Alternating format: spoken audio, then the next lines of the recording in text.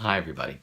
In the ancient world, animals played an important role in the life of a family, a community, or even society in general. Animals were used for business, for commerce. Farmers used oxen for plowing. People used to use donkeys or horses to carry heavy objects as part of the business from place to place, or even for carrying things for family needs. So it's not surprising that the Torah elsewhere, as well as in this week's parsha of Mishpatim, deal with certain situations that require us to adjudicate between people and animals. What if an animal harms another animal or harms another person? What if you're walking along as a passerby and you see an animal collapse beneath the weight of a load that was too heavy for it and the owner can't put it back on? Or what if you find an animal that seems to be lost on the way? What's the obligation of the passerby? This week's parsha introduces us to many of these laws between people and animals.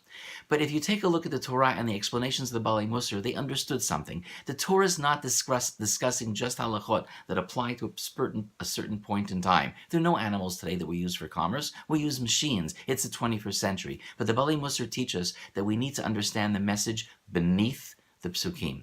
If it is incumbent upon the passerby to stop and to look at a person's animal and see that it's suffering beneath the load, we have to help. If we pass by and we see an animal that looks lost, we have to find the rightful owner of that animal. But what if the Torah's message is not about animals? It's about caring.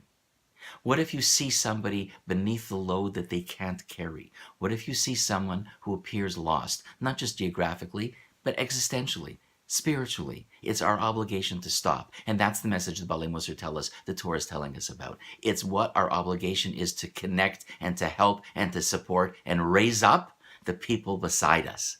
It's a Torah thought. It only takes a moment. Shabbat Shalom.